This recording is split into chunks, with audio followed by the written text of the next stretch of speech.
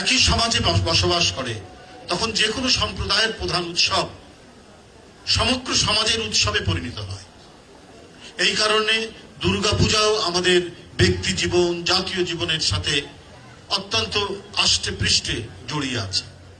আমরা অপেক্ষা করতাম সেপ্টেম্বর অক্টোবর কবে আসবে, কারণ আমার বাসার সামনে, বাড়ির সামনে বগুড়ায় বিরাট মেলা বসে দুর্গাপূজাকে কেন্দ্র করে, মালতীনগর একবার শহরের মাঝখানে এখনো বড় মেলা বসে, এবং সেই মেলায় নানা ধরনের মিষ্টান্ন, নানা ধরনের ব্যবহৃত জিনিস, ছোটদের পিস্তল থেকে শুরু করে, বেলুন থেকে শুরু করে, এই যে এগুলো দেখা এবং কেনার যে আনন্দ, সেই আনন্দের অপেক্ষা থাকতো আমাদের বছর জুড়ে।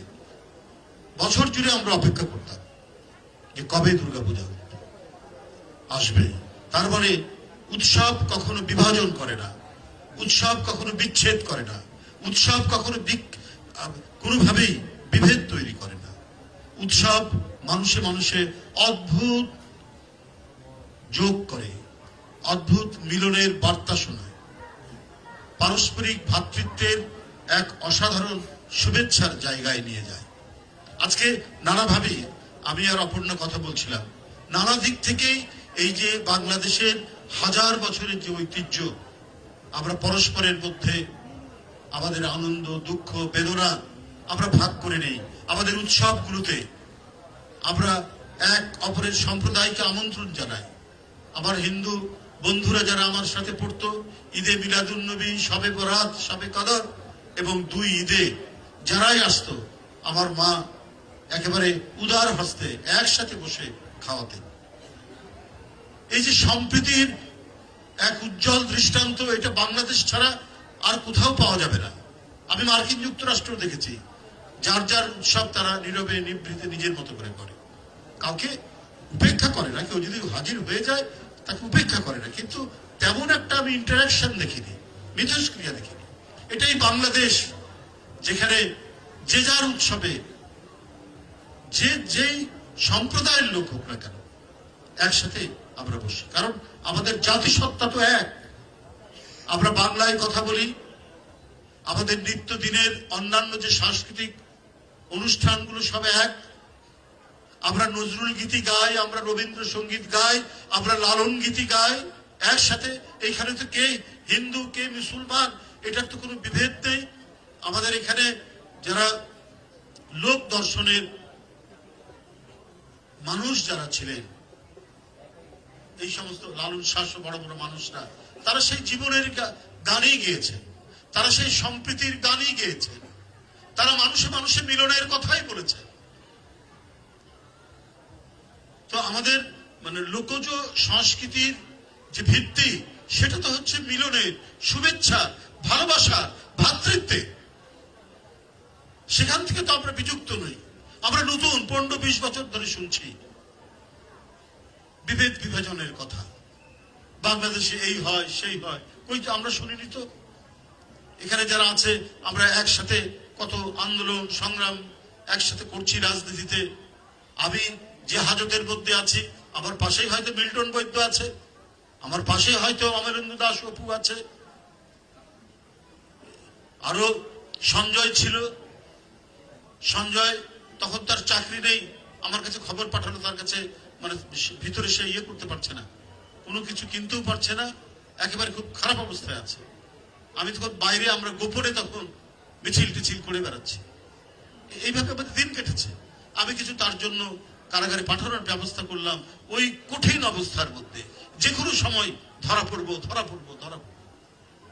তো এটা কি কোনো সাম্প্রদায়িক বিভাজনের চিন্তা থেকে জিনিসটা হয়েছে? বা কখনোই হয়নি। এটা শেখ হাসিনা রাজনৈতিক কারণে কাজে লাগিয়েছেন, কিন্তু আমাদের যে সম্প্রীতির শিকড় এত গভীরে, মাটির এত নিচে, এটাকে সহজে উপড়ে ফেলা যাবে না। এটা সহজে উপড়ে ফেলা যায়নি। একটি দেশকে খুশি করার জন্য শেখ হাসিনা প্রতিনিয়ত দেশের বিরোধী শক্তির বিরুদ্ধে এটা কাজে লাগিয়েছেন, কিন্তু উনি এটাকে প্রতিষ্ঠিত করতে পারেননি। এখানে যেমন 5 ওয়াক্ত নামাজে আজানের ধ্বনি হয়, এখানে তেমনি হিন্দুর বাড়িতে বাড়িতে তাদের বিভিন্ন সভা জলসার মধ্যে রামায়ণই শোনা যায়, এটাই তো হচ্ছে ঐতিহ্যের একটা উজ্জ্বলতম অংশ। আমরা সেই ঐতিহ্যের ধারক বাহক। এইখানে নানা চক্রান্ত করে, নানা ধরনের বাহির থেকে নানা কথাবার্তা বলে বহু ষড়যন্ত্র করা হচ্ছে, চক্রান্ত করা হচ্ছে। কিন্তু এখানে আমরা সবাই একসাথে এক যোগে আমরা কাজ করছি বলে আজকে ব্যর্থ হচ্ছে চক্রান্তকারীরা। নানা মদত আসে নানা দিক থেকে। আমি আপনাদের সামনে নাম মানে খুলেই নাই বললাম, মদত আসে। কিন্তু আমাদের দেশে যারা দেশপ্রেমিক হিন্দু সম্প্রদায়ের মানুষ, তারা অটুট অবস্থান নিয়ে আজকে দেখুন যে ষষ্ঠীতে এত লোকের সমাগম। আজকে এখানে অপর্ণা, তারপরে অপু এরা সবাই বলেছে যে এর আগে কখনো হয়নি। কারণ আমরা প্রত্যেকেই মিটিং করে জেলা জেলায় কথা বলে আমরা প্রস্তুতি নিয়েছি যে নানা ধরনের অপকর্ম সংগঠিত করতে পারে ষড়যন্ত্রকারীরা। কিন্তু আমাদের একবার সতর্ক নজরদারি থাকবে। বাংলাদেশ সরকার এ ব্যাপারে তাদের গুরুত্বপূর্ণ ভূমিকা পালন করবে, কেউ ঘুমিয়ে থাকবে না। আমাদের প্রত্যেকটি হিন্দু সম্প্রদায়ের মন্দির তারা পাহারা দেবে, তারা নজরের মধ্যে রাখবে। মুসলমান সম্প্রদায় তাদেরকে সহযোগিতা করবে। পূজা কমিটির সাথে কথা বলে যে কোনো সময় যে কোনো পদক্ষেপ নিতে হলে তারা সেখানে থাকবে। এমনকি আলেম ওলেমা, মসজিদের ইমাম মুয়াজ্জিন তারা পর্যন্ত এই ভূমিকা পালন করছেন প্রত্যেকটি জায়গায়। এই সম্প্রীতি, এই নিদর্শন কি অন্য কোথাও আছে? পার্শ্ববর্তী দেশে আছে। কিন্তু সেখান থেকে নানা ধরনের উস্কানিমূলক কথাবার্তা বলার চেষ্টা করা হয়। আজকে দেশের অভ্যন্তরে নানা ধরনের চক্রান্ত চলছে, ষড়যন্ত্র চলছে, বিভিন্ন এলাকা অস্থির করে রাখার প্রচেষ্টা চলছে। এটা কোনো বিচ্ছিন্ন ঘটনা নয়, এটা সবকিছুর মধ্যে যোগসূত্র আছে। তারা অপেক্ষা করছে এই পূজাকে নিয়ে কিছু করা যায় কিনা। কিন্তু তারা যখন দেখছে যে অদ্ভুত এক ঐক্যের মধ্যে এখানে সমস্ত সম্প্রদায় বাস করে, এখানে তো ফাটল ধরানো যাচ্ছে না, তাই তারা একটার পর একটা অন্য ইস্যু নিয়ে অন্য কোন ধরনের বয়ান তৈরি করে সমাজের মধ্যে অস্থিতিশীলতা তৈরির প্রচেষ্টায় লিপ্ত আছে। তারা, আপনি খবরের কাগজ খুলে দেখুন প্রত্যেকদিন কি ধরনের ঘটনাগুলো বিভিন্ন জায়গায় ঘটছে। আমি আগেই বলেছি বিচ্ছিন্ন কোনো ঘটনা নয়।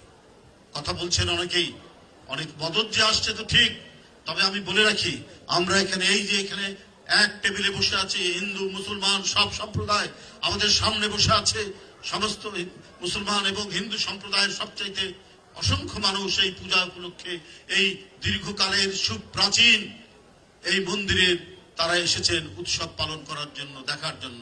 আমরা প্রত্যেকেই আমাদের 1 ইঞ্চি জমির উপর যদি কেউ সেন দৃষ্টি দেয় আমরা তার চোখ ফুটা করে দেব।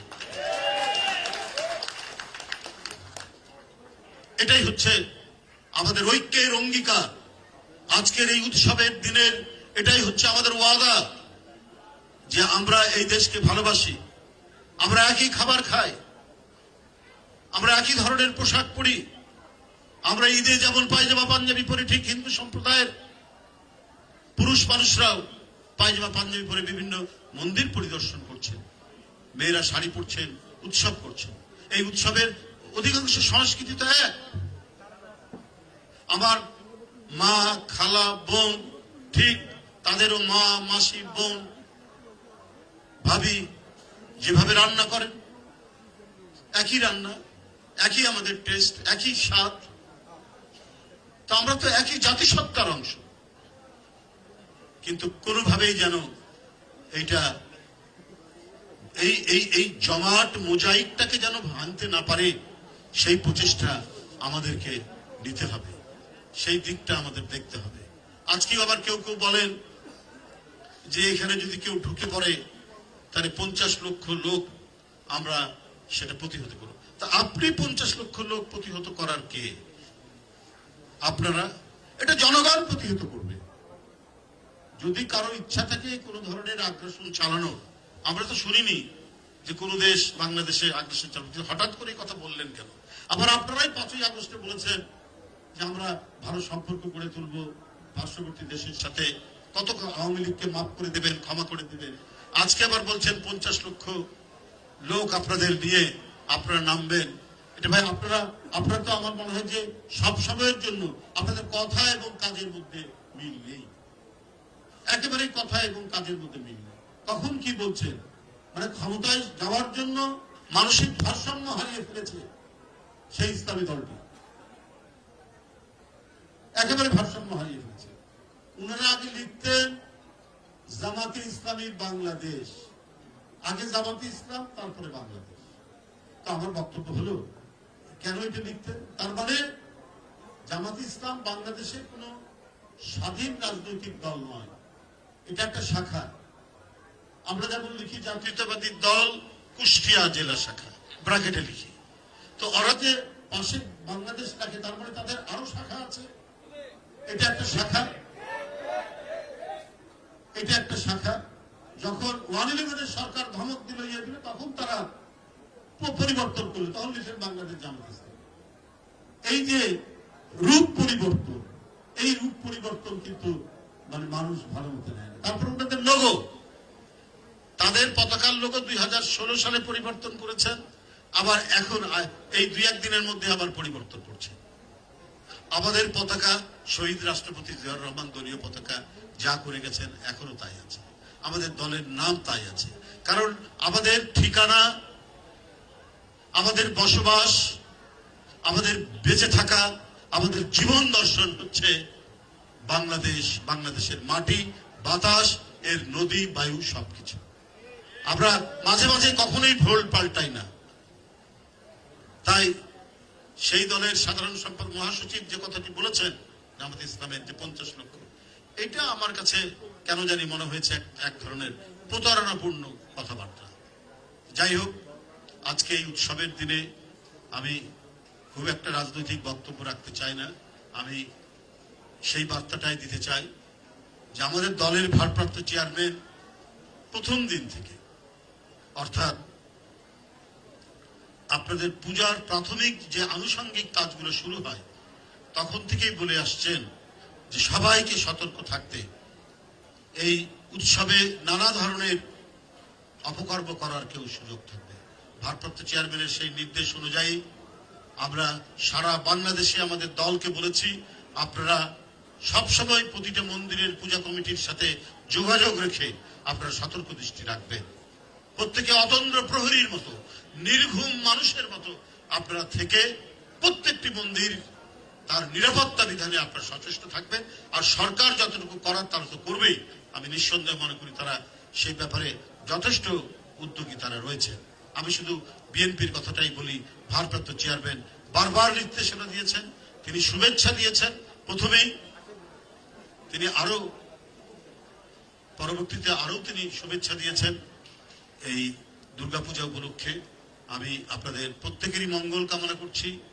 আপনাদের দুর্গাপূজা প্রায় 33,500-র মতো পূজা মণ্ডপ সারা দেশে, প্রত্যেকটি পূজা মণ্ডপে যেন শান্তির সাথে উৎসব পালন করতে পারে